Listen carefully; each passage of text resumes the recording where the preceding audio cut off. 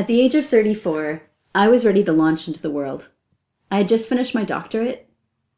I was eager to find a full-time job, to meet my life partner, and to start a family. I was ready. Yet life had other plans.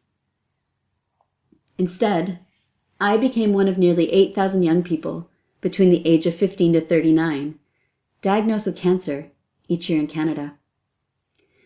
I became a patient in a world where the terms young adult and cancer don't quite fit, where we don't quite know how cancer affects young adults or how young adults living with cancer feel.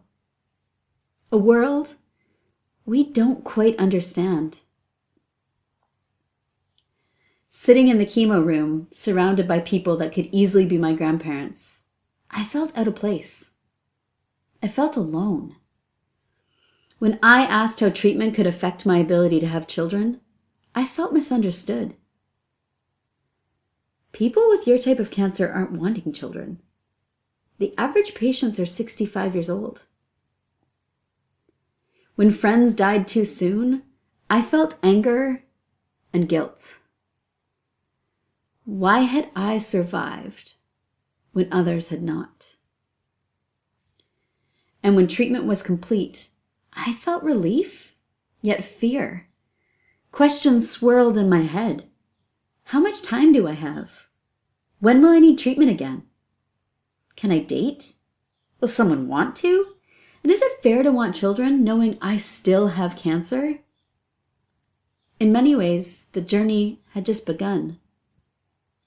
Yet cancer also shaped my point of view, the way I see the world.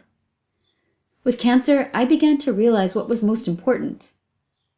I noticed the little things, the birds, my breath, the morning dew. I surrounded myself with love. I discovered the value of connecting with other young people living with cancer. It helped normalize my experiences, to feel less alone. I learned to set boundaries, to sleep more, and to ask for what I need. And although success remains something I strive for, I'm no longer willing to compromise my health and well-being for it. In many ways, cancer has given me permission to say yes to the life I want. It's reminded me that I don't want to wait to live. I want to live now. Life as a young adult living with cancer is rife with complexity and paradox. And I'm not a child or an elderly person. I am a young adult, and my experiences living with cancer are different. What can you learn from me? What can you learn from us? How can our lived experience with cancer inform more patient-centered research, leadership, education, and practice? How can we treat young adults living with cancer differently? How can we better respond to their complex realities? With nearly 8,000 young people diagnosed with cancer each year in Canada, how can we afford not to?